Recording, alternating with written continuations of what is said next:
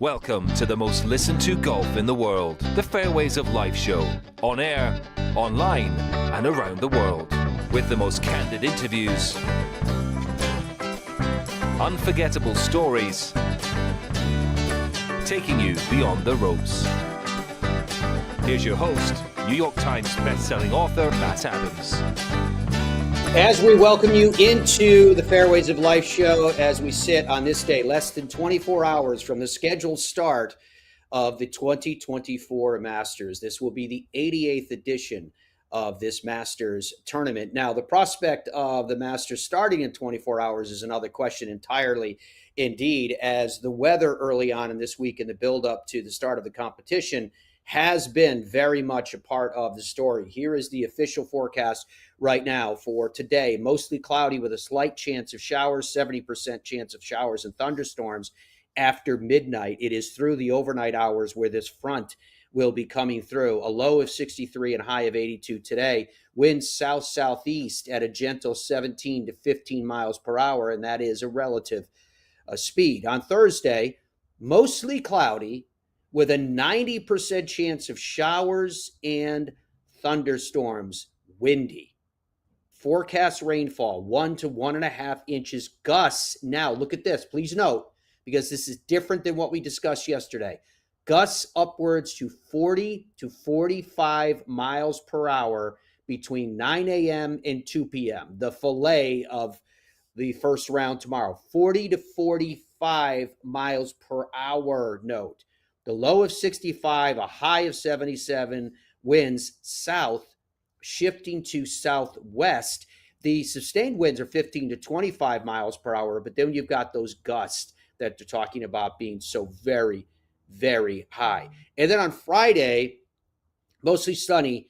It's still windy in the forecast, noticeably less humid. Thank you for that. High of 73, but the winds are completely shifting to northwest. Again, 15 to 20 miles per hour sustained with gusts over 30. That's just the first 2 days.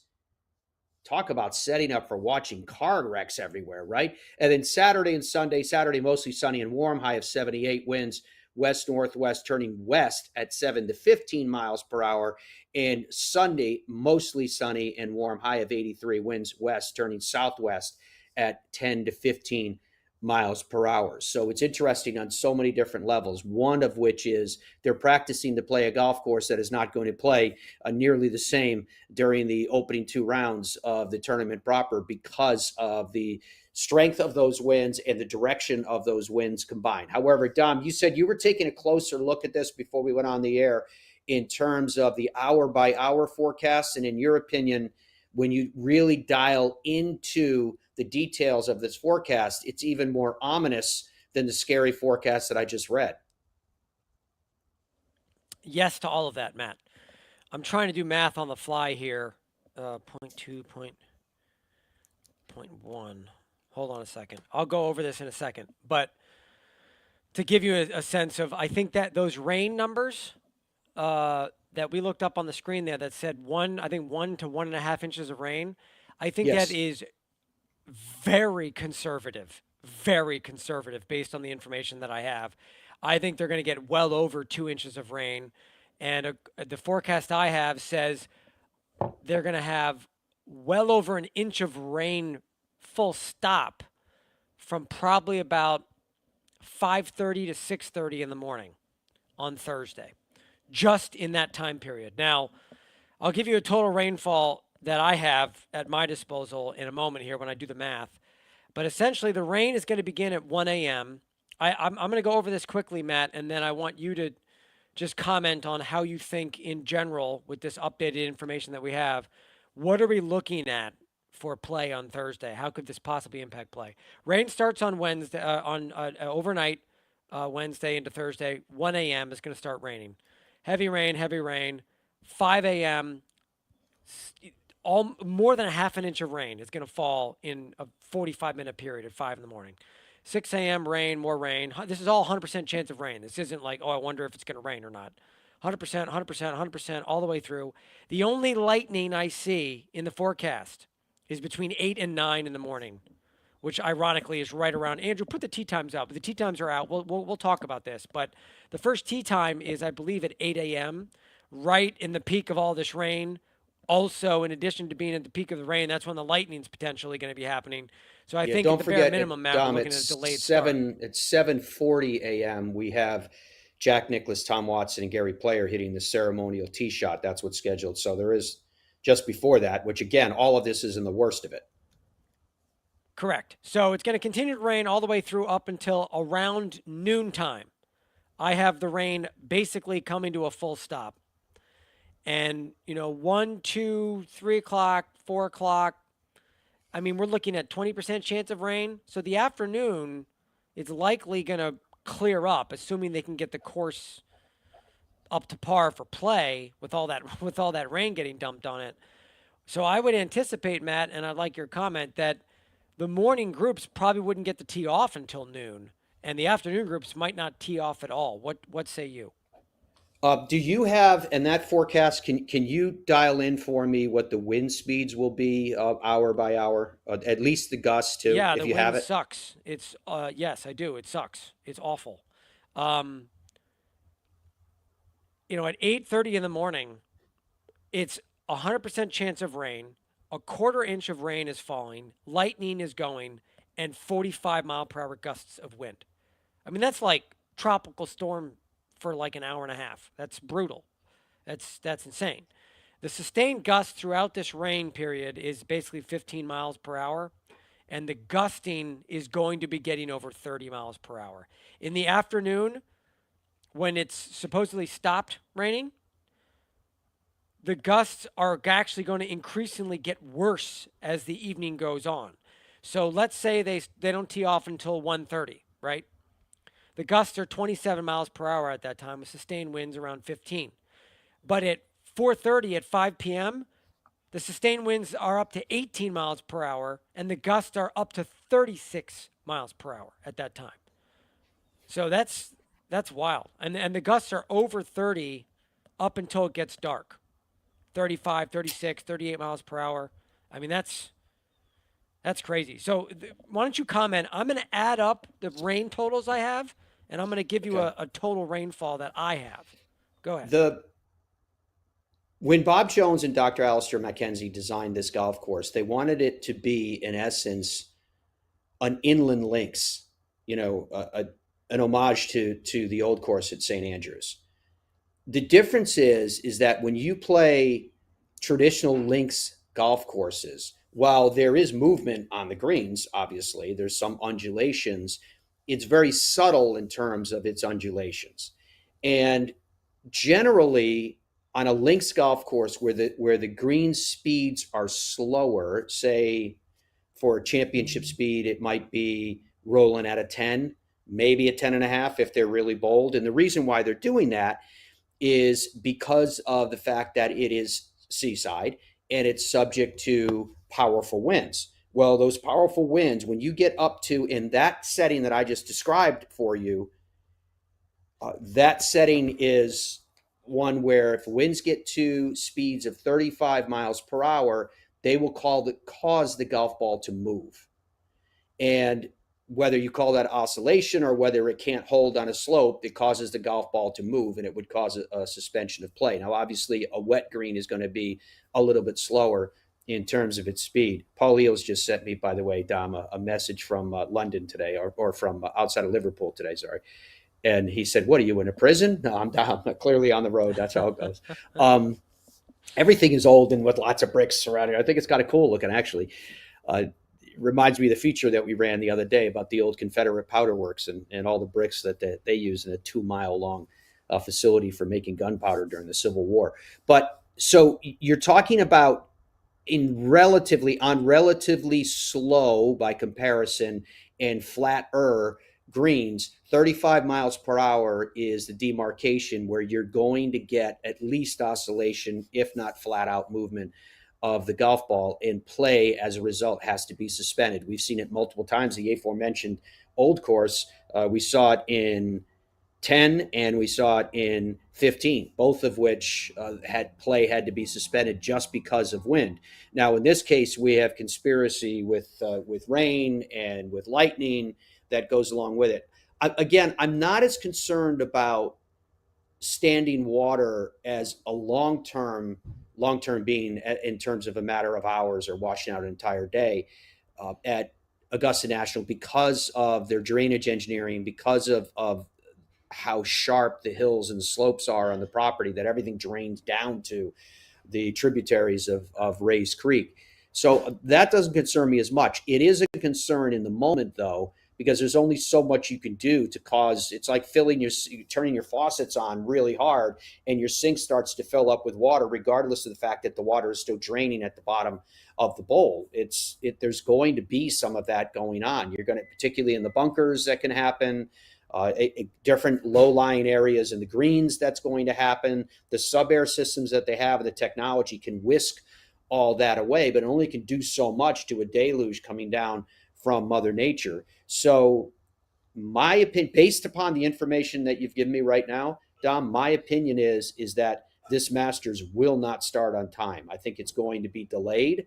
I think in the latter part of the morning into the middle part of the afternoon, I do think we're going to see play. I think players are going to be playing through the rain.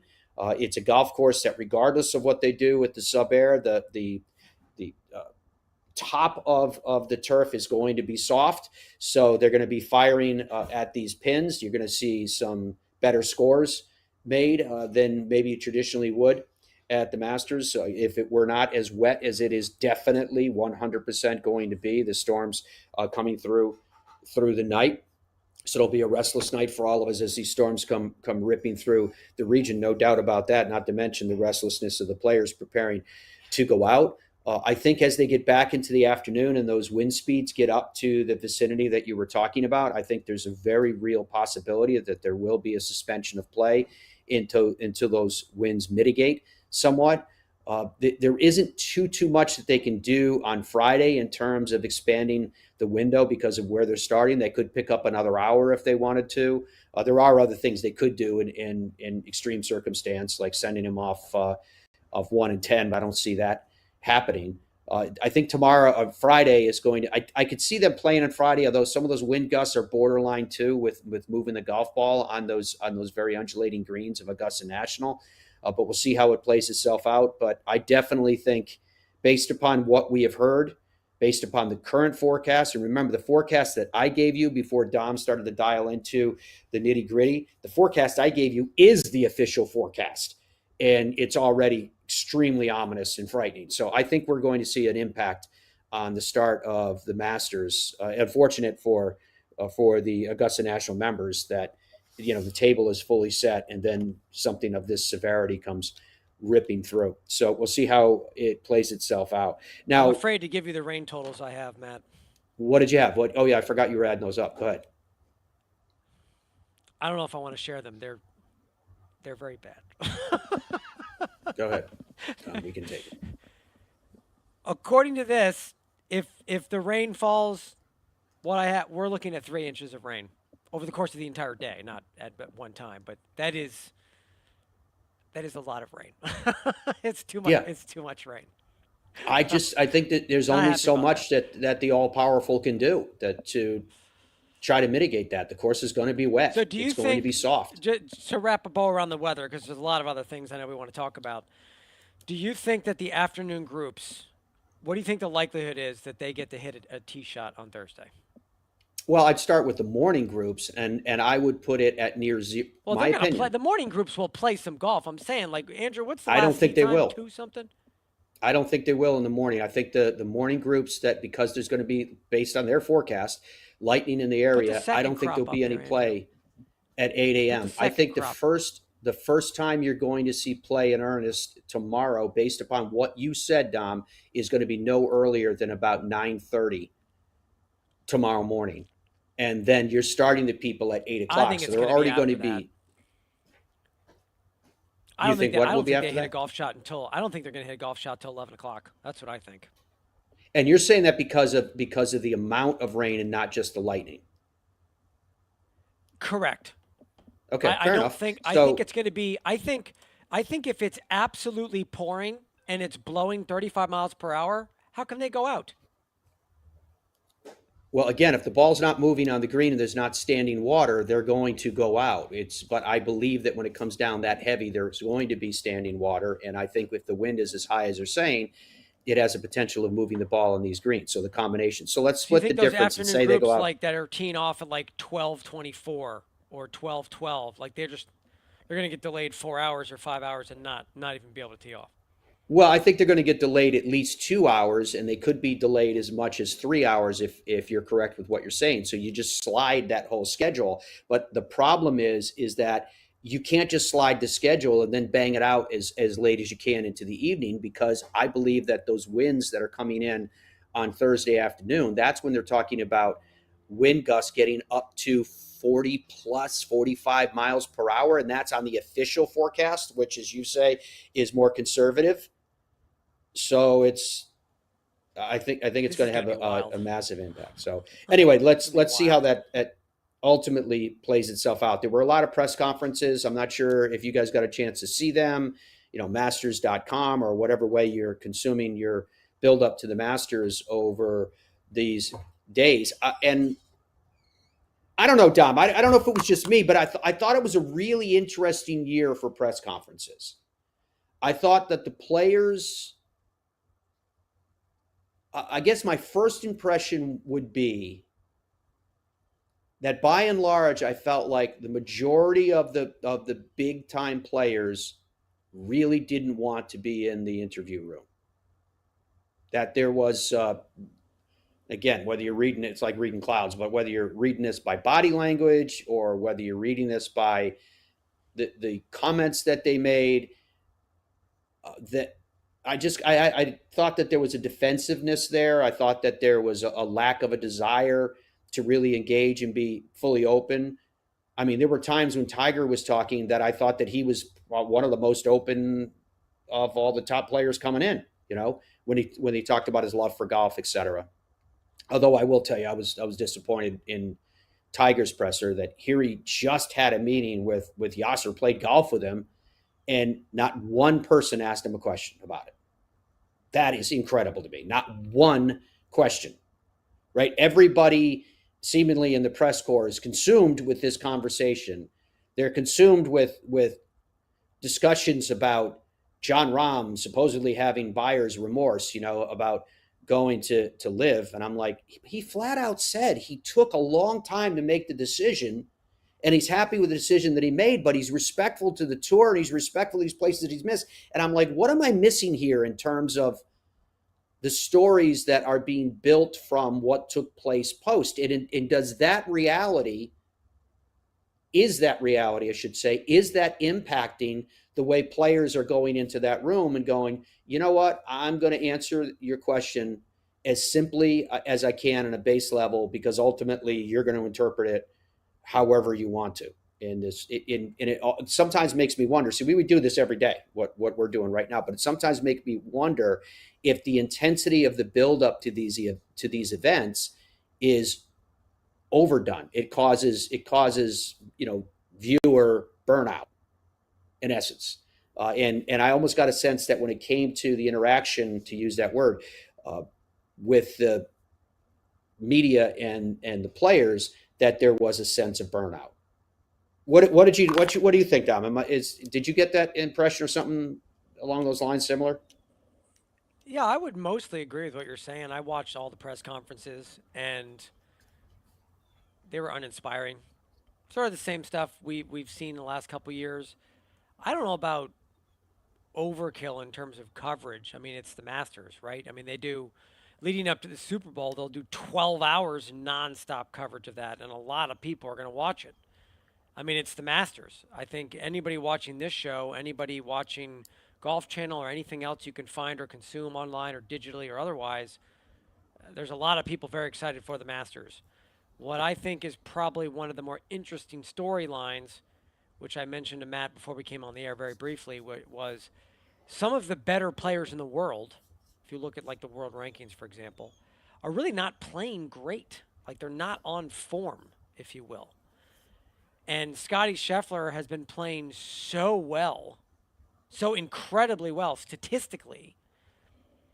It's starting to feel like it'd be almost a surprise to see some of the, someone who's ranked 12th win the Masters, just because a lot of those guys down there are not playing great. And Scotty Scheffler's playing so much better than everybody else. So I think part of the press conference, blah, is sort of like, are there really 15 guys that have a chance? Because it's kind of feeling like maybe there isn't. Even though there's big names, right? All the best players, quote unquote, in the world are there, but they're not really on form. I mean, even Brooks Koepka, who's a major machine, regardless of how you feel about Live Golf, he's not really been playing great there. I don't know if you put stock in that or not, but either way, it's not. You can't put stock in that with Brooks. That doesn't mean anything.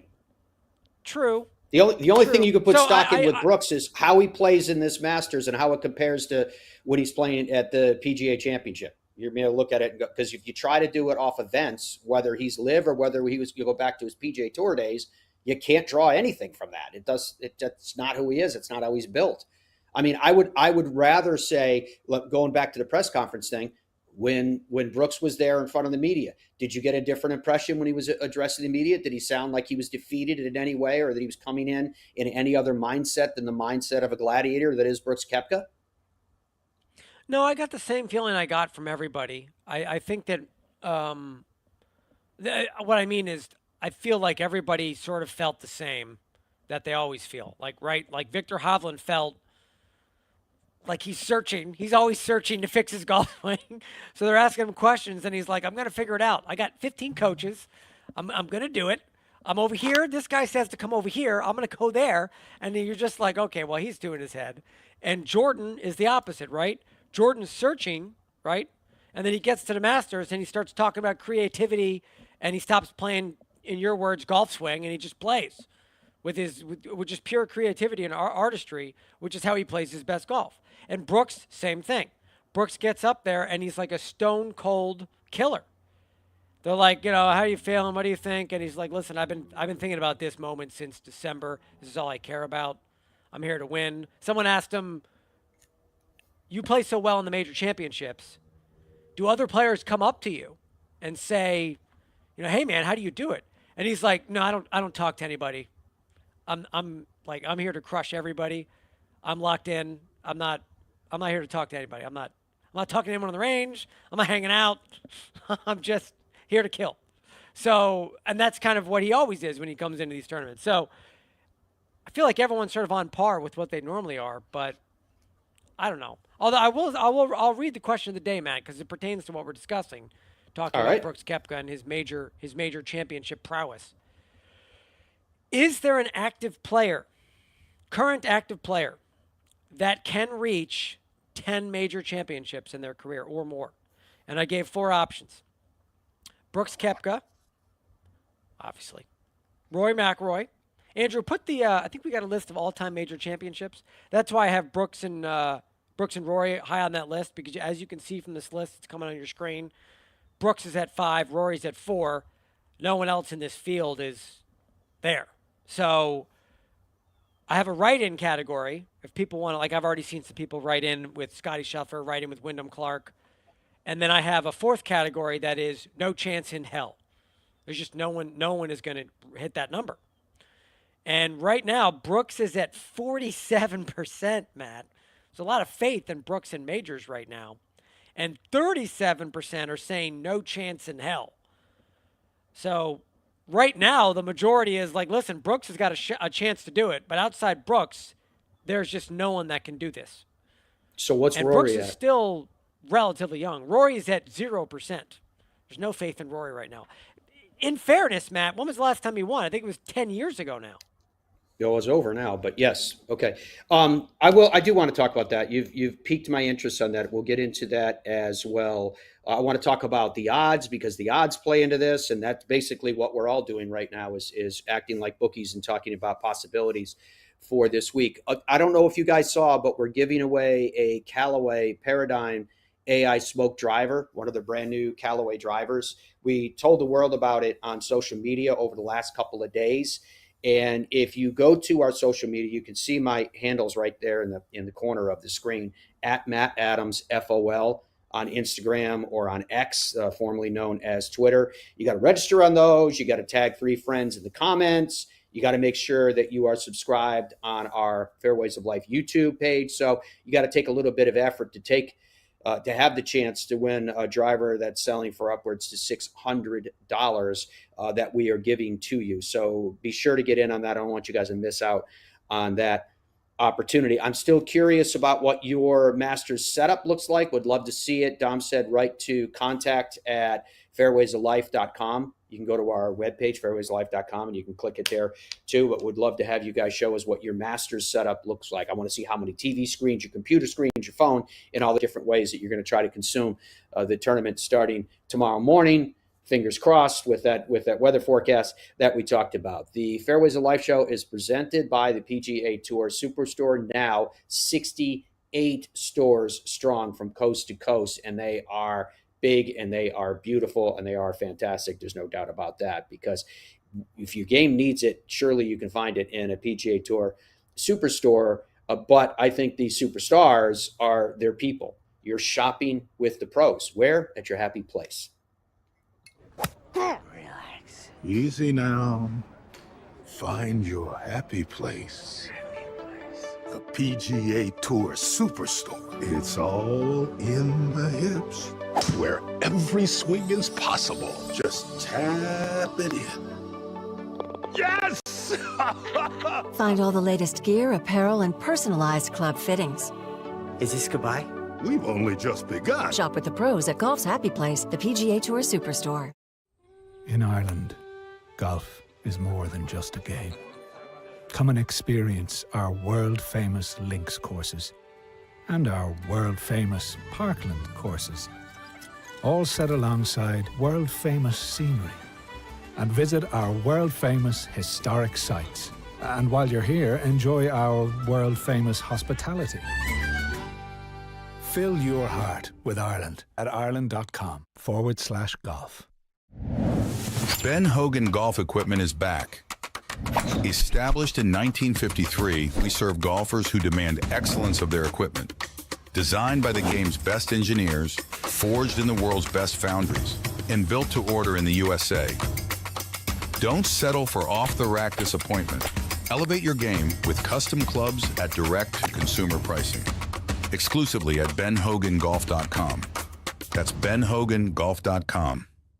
The Gen 6 iron is a culmination of everything that we have learned as a team, the absolute best golf club I've ever hit. It's something special. Say hello to the new PXG Gen 6 iron. The longest, most accurate irons we've ever made. They go higher and farther than any iron that I have hit to date, and they're so easy to hit. Super excited for the consumer to try this. They're gonna love them. PXG, nobody makes golf clubs the way we do, period. Baseball? Nah. Football? Done it. I think I'm gonna go after PGA Tour. Playing on the PGA Tour is not easy. But you know what is easy? Hitting the 524 series from Tour Edge.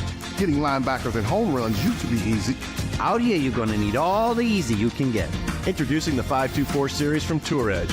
The easiest clubs you'll ever hit. Even the best players in the world can use a little easy. I like the sound of that. Look out, PGA Tour. Pound for pound, nothing comes close. Boyne Golf provides the ultimate world-class golf destination with 10 championship-caliber courses spanning 3 resorts. Centered in Michigan's northern Lower Peninsula, the courses are the products of some of the game's masters, including Robert Trent Jones Sr., Arthur Hills, and Donald Ross. From the all-inclusive vacation packages, elite instruction with the Boyne Golf Academy, tournaments, and so much more, Boyne Golf truly offers an unrivaled Michigan golf vacation experience. Just log on to BoyneGolf.com.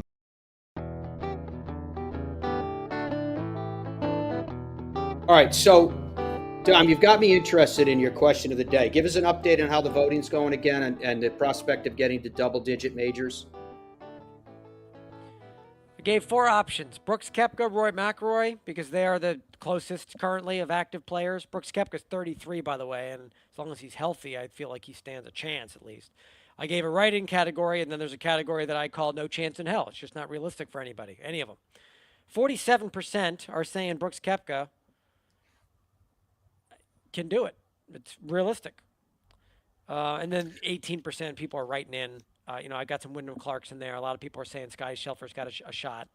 And then 36% are just saying, listen, there's no chance. Andrew, why don't you put that list back up of all-time major championships? I mean, obviously you got guys like Jordan Spieth who, it's weird, right? Everyone goes on these runs, the 2, 3, 4 year run where they sort of seem to collect a few majors, and then for whatever reason, they just fall off. They just can't maintain. I think it's another reason here's the thing. Dominance is so special. Here's a question I have for everybody. Look on the column underneath where you have Jack Nicklaus at 18 at the top of it, and at the bottom of that column you have Phil Mickelson with 6. Right? Obviously, if Brooks Koepka wins this week, he's going to match those with 6: Lee Trevino, Nick Faldo, Phil Mickelson. But consider just for a second Phil Mickelson, who already is the oldest man to have ever won a major championship. 1. Phil Mickelson, who finished tied for second last year at this event. 2. Then consider the fact that Phil Mickelson is a 3-time winner at Augusta National. Let me just give you a glimpse of his record at Augusta. As mentioned, Phil Mickelson won 3 times. Second place finishes, he's had 2. Third place finishes, he's had 5. Top 5 finishes then collectively, he's done it 12 times. Top 5.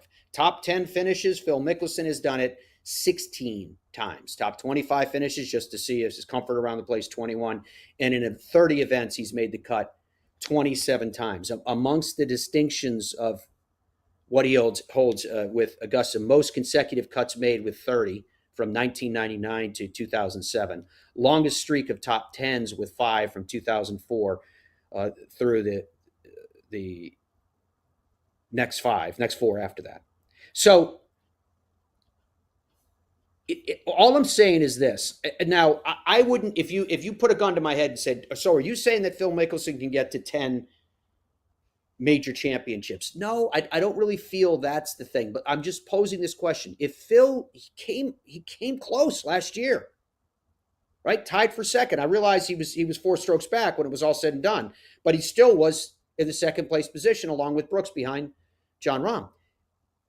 If Phil Mickelson were to win this week, if Phil Mickelson got to 7 major championships, so 3 away from the double digits that you're talking about, would you begrudge Phil Mickelson and say there's no way that he can get 3 more, even though he knocked on the door last year? We're having a conversation saying, say if he won, and he's already the oldest to have won a major. So obviously because of his size, because of his strength, because of his swing, his long swing, he has kept some distance.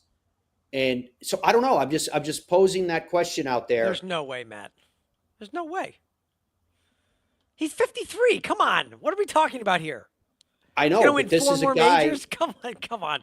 What are we talking about? But when you say he's 53, you could talk about 53 years old with any other player, any other one, and go, he's 53. He hasn't done anything in 5 years. He hasn't done anything in 10 years. He hasn't done anything in more than that. It'd be a reasonable assumption. But when you're talking about Phil Mickelson, it doesn't apply. He's doing things at 53. He's doing things in his 50s, let me put it that way, that other players are not doing and haven't ever done. So he's doing something that's never been done before. So just consider that. I think the argument that he's going to win another major is very, very, very real. Whether it's the Masters or somewhere else. That's absolutely could see that happening for sure. But 4 more? Come on.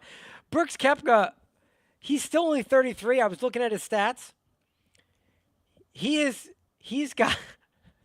only played in 38 major championships, right? And he's finished in the top 10 in 18 of them. Yeah. 48% top 10 percentage right now. Yeah, so and if you you could pull say up your that chart he's again, figured it out. If you remember from last year, that's what he said. He finished well, runner-up he the said he Masters, wasn't going to make said, the mistakes. I know what I did wrong. Right. He And said then he he wasn't going figured to it make out, and then he mistakes won that the he made at the PGA. Masters, and then he wins the PGA right after it. But if you look Yeah. back at that chart again, with Brooks Koepka with 6 major championships. Andrew, put the chart back up again, please. Brooks Koepka has 5 major championships. If he were to win, he'd have 6 major championships in this conversation, right? I 100% think that Brooks Koepka can get to 10.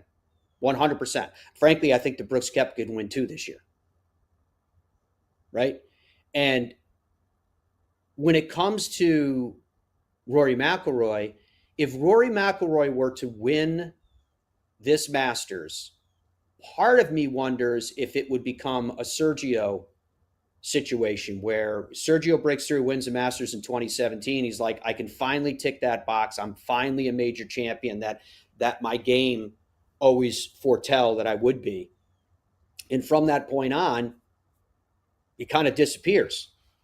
Blips up here and there at majors, but it wasn't like he was a driving force at majors. And coming in, we have a discussion about, Sergio. Rory hasn't won a major in over a decade, right? Again, he's had plenty of opportunities. He's been, trying to take a bite out of the apple, hasn't been able to close for a whole variety of different reasons, some of his own making and some not. So with Rory, he has said, and this comes down to with Rory, because particularly the last couple of years, Rory has been asked to speak so much that you have to get to a point where you start to filter through what he's saying and saying, did he say this because he was talking metaphorically? He was talking, in a broad brush, or did he mean it? And he said if he wins the Masters, he might just say, that's it, and I'm walking away. Well, what does that walking away mean? If he was serious about that, because everything he says, he's going to say with a smile in that setting. Same as when people are asking him, hey, do you think you're going to go to Live? And he said, well, you never know. Could he win the Masters and go over to Live, which would still make him available to major championships? So I guess the bottom line is what I'm saying when it comes to Rory McIlroy, he's older than Brooks Koepka, not a lot, couple of years, but he's older. If he wins this Masters and Rory gets to 5, I don't see the same likelihood of him getting to 10 or more that I see with Brooks Koepka. It seems weird to say because we're talking about Rory McIlroy, and it seems like we're supposed to almost by default present Rory McIlroy as the player that's most likely to fill in the blank here because he's Rory. Almost as if people forget that right now Brooks has more majors than Rory. And the fact that Rory hasn't won a major in over 10 years. I have mad respect for Rory McIlroy, don't get me wrong. Just something hasn't been working. Here we have Brooks Koepka that said, no, I know what I did wrong at the Masters. Media says, could you share that with us? No. But it won't happen again. And with Rory, we see recurrence in those areas where he has had weakness. And particularly at Augusta National, it rears its head with what he does with a high lofted club in hand. We've watched him airmail greens and hit it into the azaleas, right? Because of his length, even though the golf course is longer now, 7,500 and change, we watch Rory McIlroy have difficulty coming in with the wedge in hand. People have criticized that and called that a decision process. He alluded to yesterday not getting drawn into the fact that the golf course tries to lull you into a mindset where you take more risk on than you should. Is that a new Rory? Is that a more mature Rory? He's coming around the same age where he is past the same age where Phil started winning his major championships because Phil took on a more mature look in terms of the risks that he was willing to take. Pretty much in all golf courses, in all golf tournaments, championships, but certainly at the majors. And he started winning majors as a result. I have always believed and still believe that in terms of absolute natural ability to play the game, that Phil Mickelson was the best probably of all time. Just his natural ability to do it. But Phil had a mindset that was very Phil-like in my view, where he knew it. Phil's very self-aware, as we all know. He's very intelligent, as we all know. And I think Phil's mentality was, I'm going to do it because of what I'm capable of doing. I don't know how his work ethic compared to, say, like Tiger Woods, but I think we all believe that Tiger Woods was probably the hardest worker through that stretch. We know Vijay Singh was one of them as well. And there was this belief that with Phil, that you can't force wins, even though he had a lot of them, but you can't force them. You have to take at times, particularly this relates to majors, you have to take what opportunities you have there and take advantage of them when they're there. And as Phil got older and has the wisdom and has the maturity, all of a sudden he's breaking through. And as we just talked about, what he's done is remarkable. He's the oldest ever to win a major all time. He came in second at this major last year. Think about that. So, yeah, it is interesting. If I were doing your survey right now, Dom, I do believe that Brooks is capable of getting to double digits. There's no doubt in my mind about it, to be honest with you. I do doubt that Rory will get to 10 now. I'd love to see it happen. I'd love to see with any players. I think it's great when we have players that go on a run. I mean, we've talked about that in this show. Do you want to see a dominant player in the game of golf? Is that good for golf to have a dominant player? When you have someone come into a major and through a body of work at the majors, they're a prohibitive favorite. This week, the prohibitive favorite, of course, is Scottie Scheffler based on form. He's a one-time major champion. Now, he won his major here, so that's a pretty good body of work. But I still, in terms of if they gave me a choice to say, you got to either take Brooks or Scottie Scheffler, one or the other, I'm taking Brooks. Right? I mean, and that leads me to that. I love talking about the all-time stuff, Matt. I just like talking about the all-time stuff. Anybody that thinks parity is good for sports is insane. If you look at any sport, look at Caitlin Clark and look what she did for Iowa and the ratings for women's basketball, which were way higher than the Masters, right? Way higher than anything, right? Mahomes, Brady, Federer, Tiger, right? Nobody cares unless someone is crushing everybody. Then it's a story. That drags people in that don't watch golf. They're like, man, who's this person that's winning all these games, all these tournaments, all this sport? Who's this team? Where'd this team come from? They're winning all the championships. That's what people want to see. And so that's why my question of the day is, because if you look at the list of major championships, right? Jordan's got 3, Morikawa's got 2, Rahm's got 2, all these incredibly talented players that we're talking about playing actively right now. None of them are all-time quote-unquote greats right now. Brooks and Rory are on the short list of guys who could become that. Like top 10 all-time golfer, unequivocal. There's not really anyone else there right now. Well, and no, so I wouldn't say that. I mean, that's Rory, interesting wait and a minute. entertaining. I think you're buying into the whole thing too. Rory only has 4 major championships. Jordan Spieth has 3. Jordan Spieth is coming into this Masters ranked 6th in putting. That's the lowest he's had since he won his Masters. So I think that all of a sudden, if Jordan were to win this week, all of a sudden he's got 4.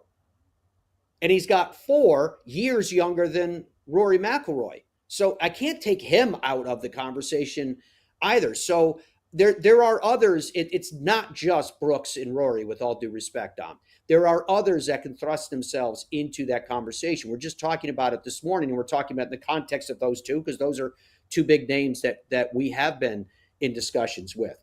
When you talk about Scottie Scheffler, who has been on a run, if Scottie Scheffler does what he has been doing and he blasts through this field, which I still feel is unlikely, then all of a sudden Scottie Scheffler has 2 at 27 years old, right? 5 years plus younger than Brooks Koepka.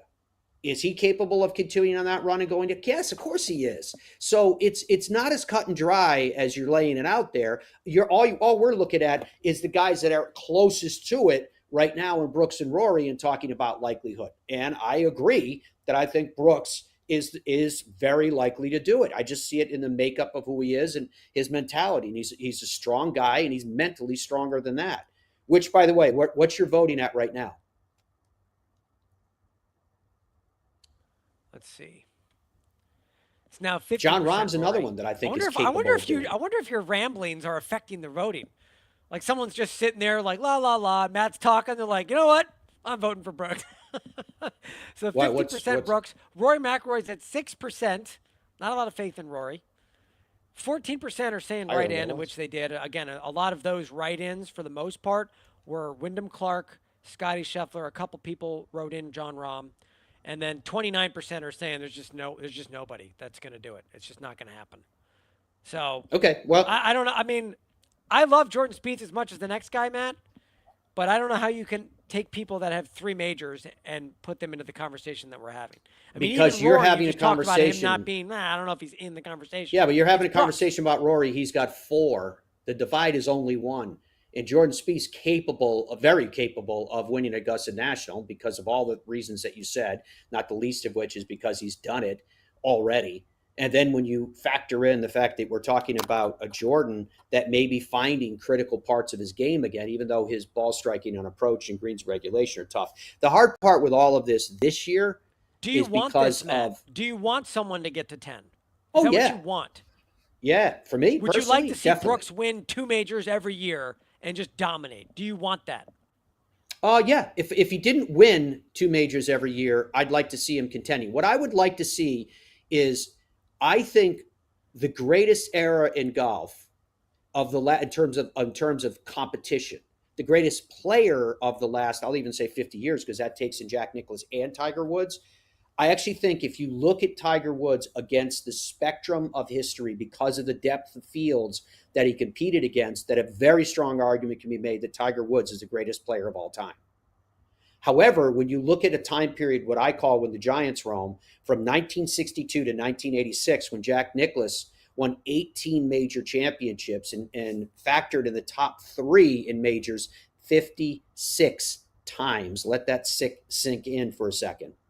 What's amazing about that is, unlike Tiger, which spoke to both Tiger's dominance and the players at the top of leaderboards week in and week out during his era of prowess, height of his prowess. With Jack Nicklaus, you had multiple players. Again, I go back to the chart that Andrew and you have put together. Let's put that back up again to illustrate what I'm talking about. Here's Jack Nicklaus with 18 major championships, playing during his era. 9 major championships with Gary Player. He was right in the heart and soul of it. Ben Hogan was still competing through the late 1960s after Jack Nicklaus was, by that time, a multiple-time major champion. And you can't just wave your hand and go, oh, Ben Hogan, what did it matter? He was broken and he was old. No, he was still in contention for major championships through that time. Tom Watson, who took Jack Nicklaus down in multiple major championships, was playing during that era. Keep on going down that list. Arnold Palmer. Jack Nicklaus won his first major in 1962 against Arnold Palmer at Oakmont, and it took a playoff. Lee Trevino, 4 of his 6 came at the hands of taking down Jack Nicklaus one-on-one. Nick Faldo started winning majors at the very end of Jack Nicklaus's career. As you continue down that list, Seve Ballesteros, very much in the mix, including the 1986 Masters that Nicklaus famously won. So what I'm saying is that in Raymond Floyd, you can see there with 4, again, in the mix. If you look at how many multiple-time major champions that are all members now of the World Golf Hall of Fame that competed at one time or another directly against the likes of Jack Nicklaus, it speaks to the greatness of Jack Nicklaus. And maybe you think this is mincing words, but the greatest major champion of all time, to me, is unequivocally Jack Nicklaus. So that's how close those two are in terms of the arguments over a couple of pints and discussing the whole thing. So it's amazing. And I do think who you competed against, I called it a bar fight. I mean, you talk about Tom Weiskopf, Johnny Miller, Ben Crenshaw. Later on, you could have the likes of even a Lanny Watkins who won 1 major championship, et cetera. You have so many players, Pates, I could go on and on and on, all right in the heart of the eras of Jack Nicklaus. And I say eras with plural because it went from 60s, 70s into the 80s. Then at 58 years old, he's still factoring in major championships with high finishes. It is absolutely incredible, which lends us all kind of back to that conversation we're having about Phil Mickelson, to which I say, why not? The difference with Phil Mickelson and Jack Nicklaus is at the end of it, Jack Nicklaus basically lost interest. Right? That might be harsh to put it that way, but Jack Nicklaus went on to his business endeavors, his golf course design, et cetera, et cetera. Phil has never lost that burning desire to compete and to win that we've seen, right? And then he wins oldest of all time, which is, again, strong argument to the whole thing. So it's an interesting conversation. There is no doubt about that. I did want to talk as we're not hanging around long today because we know everybody's getting ready for the Masters. I am curious what you guys thought about the press conference with Tiger Woods. I mentioned it earlier in the show that I thought it was cool when somebody basically asked Tiger, why are you still going at it? Why are you doing it? Right. And he was like, I love golf. Always have. It was kind of an introspective moment. It was a cool moment with Tiger Woods. On the other side of it were points that I've talked to you guys about continuously. It's to me, it's almost comical where Tiger comes in. I mean, I think he could come in a wheelchair and he gets up in front of the podium and people are like, well, Tiger, maybe, hit a ceremonial tee shot or something. Tiger says, I'm not here on ceremony. I'm here to win. Right?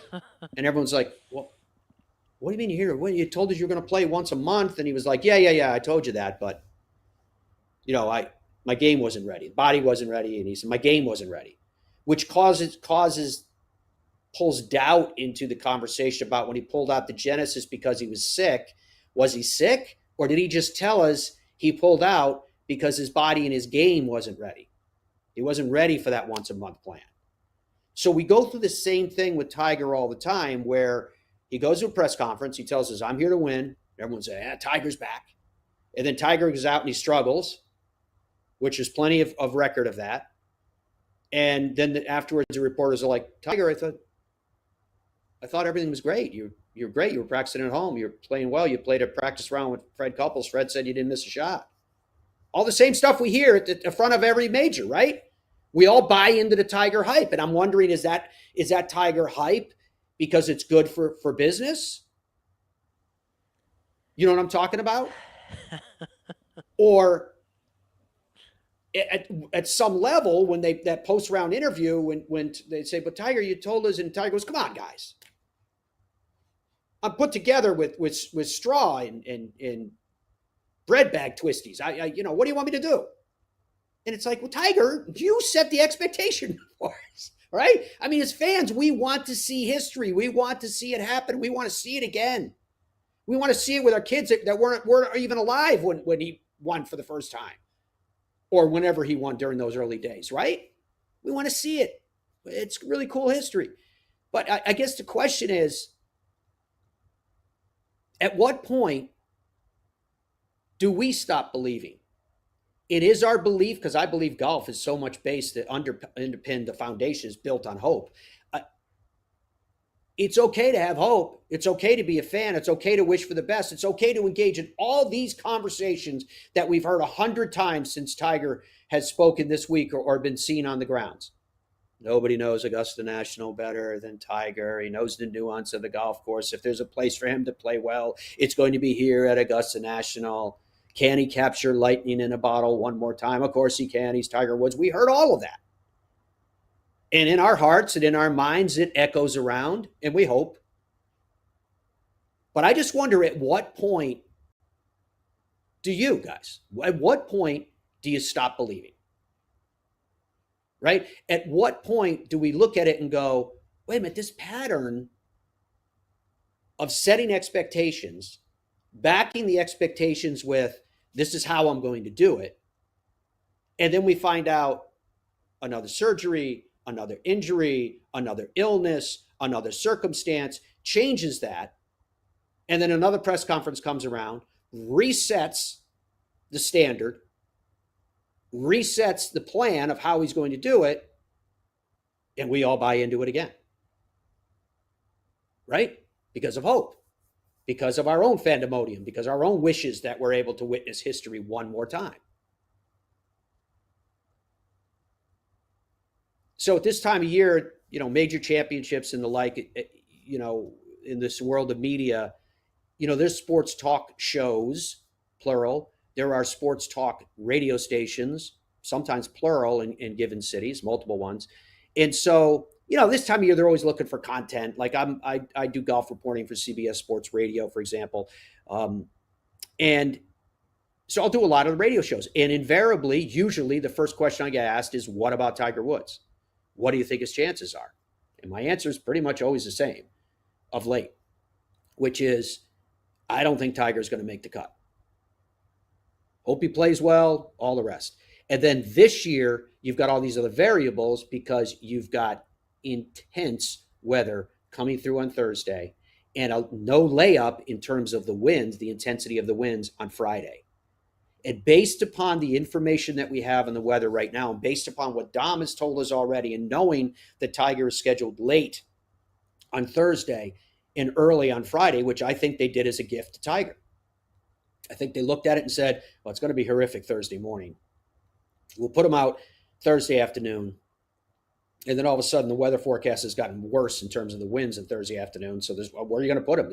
There's no place that you can hide him, but at least it's not the ferocious weather that's going to be around on Thursday morning. And then the belief that, well, you tuck him in on Friday morning because he'll go late early, which isn't great for his body recovery, but late early at least puts him in a position where on Friday, if you look at that 48-hour window, right, Thursday is going to be awful, awful, awful early.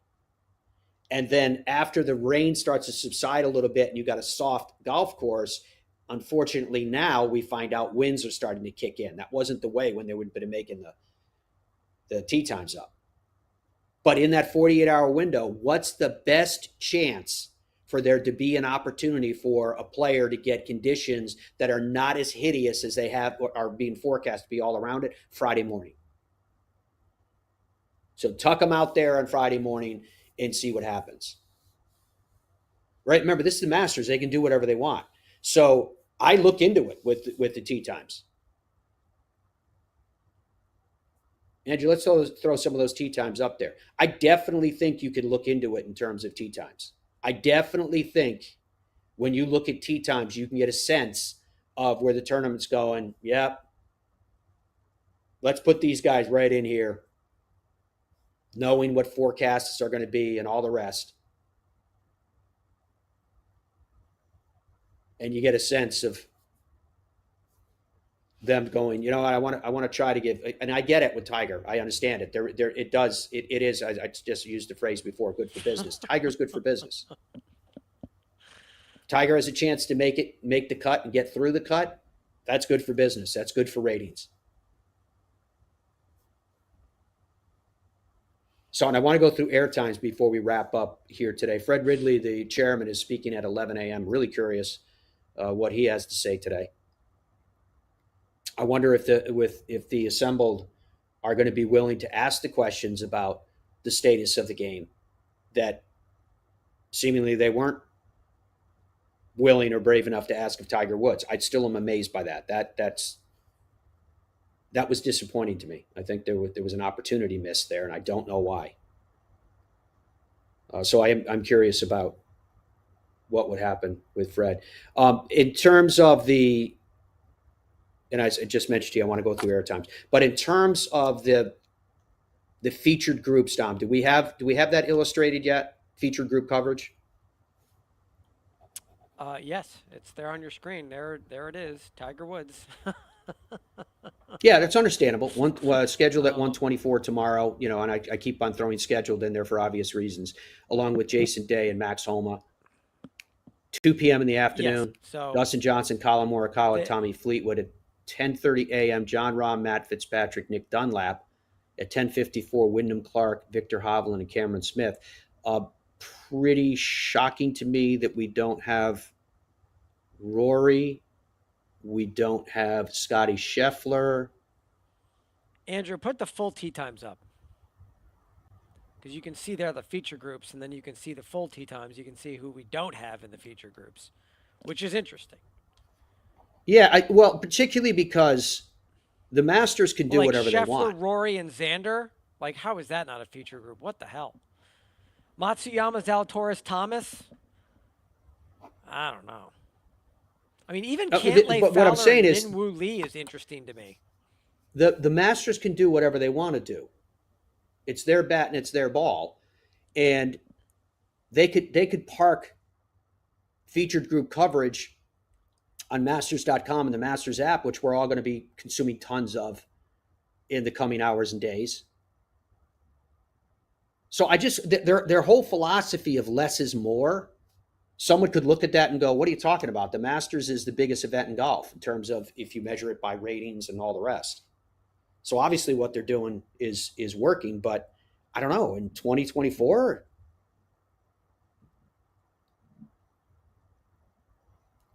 Yeah, Spieth there at 148 too.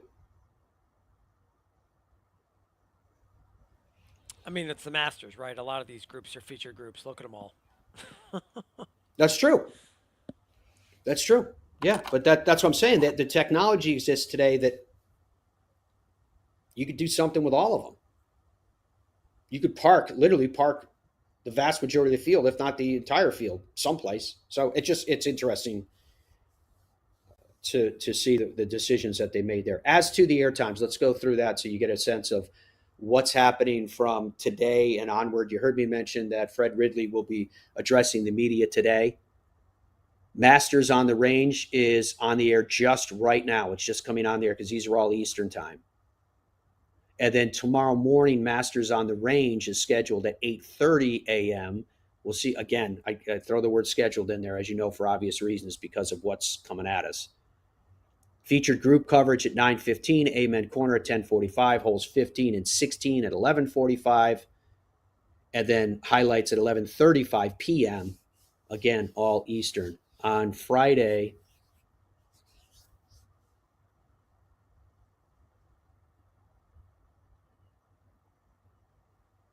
Masters on the Range kicks off at 8:30 a.m. Featured groups at 9:15, Amen Corner at 10:45, holes 15 and 16 at 11:45. Then again, the highlight show. Let's take a look at Saturday so you know when you can find Masters on the Range scheduled at 11 a.m. Now, obviously, all this, and again, throwing the term scheduled in there is with intent that if things need to be moved around, then I think particularly on Saturday and Sunday, things could start early. Featured group at 10:15, Amen Corner 11:45, holes 15 and 16 at 12:30. Dedicated programming through CBS, including, you can see there, the 2019 Masters, Tiger's last win. Third round coverage at 3 p.m. on Saturday. 3 p.m. is also the coverage time on Thursday and Friday on ESPN. Michael Eaves, who was with us yesterday, just to wrap that up too. And then an 8 p.m. re-air on CBS Sports Network. On Sunday, you can see it gets all started at 11 a.m. for Masters on the Range, but featured group coverage is scheduled to go earlier than that. Amen Corner 11:45, holes 15 and 16 at 12:30, specialized programming. CBS's coverage of the Masters at 2 p.m. on Sunday, and then a re-air at 8 p.m. Eastern time. All these times are Eastern in the evening. So you have Matt, it. I can give you some quick update on the TV side because obviously most of what we're going over here right now is sort of the ability for you to watch everything digitally because there's so much available coverage. But the generic TV times are 3 p.m. Eastern time on Thursday and Friday on ESPN, and Saturday at 3 p.m. on CBS, and Sunday at 2 p.m. on CBS. So ESPN, CBS, if you're looking to watch the general network television coverage. And then today, which Wednesday, obviously, at 3 o'clock today, ESPN is covering the par 3 contest, which is always fun to watch the guys with their kids. It's always fun. Yeah, it may be our first and last chance to watch them hit shots for some hours, depending upon what this weather front does as it comes rolling in. I hope you guys have a great Masters. I hope you guys are able to enjoy the competition once it gets underway in earnest. If you want to send us photos of your Masters setup, then please go to fairwayslife.com. You can click the contact there, or it's contact@fairwayslife.com. And Dom will be able to see that. I am giving away a Callaway Paradigm AI Smoke driver. If you'd like to win that, then if you go onto any of our social media, like at Matt Adams FOL on X, or formerly known as Twitter, or go on to Instagram. Especially in the Instagram one, there are details of what you need to do. You have to make sure that you are a follower, and you have to tag 3 friends in the comments, and then make sure you're also a subscriber on our YouTube channel, which Dom tells me to tell you guys to smash the like button. If you're watching us on the YouTube channel, you have to hit the like button for us, apparently. So thank you for that too. But if you are in those positions and you're in the running, and somebody's going to win this $500-600 driver when we do the drawing a little bit down the road. So thank you so much for your company. It's great to have these conversations, as always. Good job to our guys in putting all this together this week. Again, enjoy the Masters, and we'll talk to you as it all wraps up to review everything that took place. Bye for now.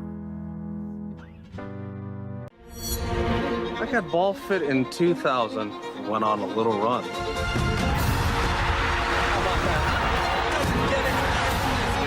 Then Bridgestone fit me again, and I went on another run.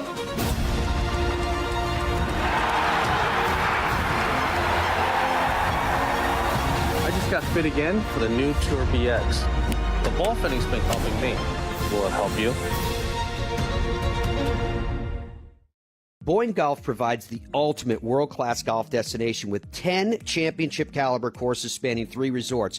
Centered in Michigan's northern Lower Peninsula, the courses are the products of some of the game's masters, including Robert Trent Jones Sr., Arthur Hills, and Donald Ross. From the all-inclusive vacation packages, elite instruction with the Boyne Golf Academy, tournaments, and so much more, Boyne Golf truly offers an unrivaled Michigan golf vacation experience. Just log on to BoyneGolf.com. I think when you're training for other sports, or why most people go to the gym is so that they can have muscles and be strong and be healthy. And a lot of the reason why they struggle to play golf is their body doesn't move properly for them to be able to hit a golf ball.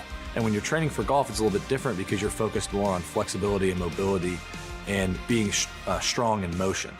When you're able to kind of have a warm up and have a workout routine and kind of gradually build up to where you're training your body to move properly, yeah, you're going to get a lot of big dividends on the golf course. PGA Tour Superstore pros aren't born. They're made. Every January, hundreds of associates talk to the top manufacturers, learn about the latest clubs, test the newest equipment, log thousands of hours of training, and together, hit over 100,000 balls, all so they can get you the perfect fit. What if we started a company and the company was under no time constraints, no financial constraints? The one constraint is their clubs had to be exceptional performers and much better than any other alternative. I was told time and again it'll never work. It worked like a house of fire. And I'll tell you what, I think our customers love it. BXG, nobody makes golf clubs the way we do, period. Stride by Zero Friction, the first of its kind personal caddy. Walk in comfort and style with Stride's remote and follow me technology. The Stride handles almost any terrain, and its 54-hole range will last all day. The lightweight design and removable front wheels makes it simple to handle. Plus, it easily fits golf carts. Pick up your Stride today at a local PGA Tour Superstore near you or at zerofriction.com/Stride. Stride, your personal caddy.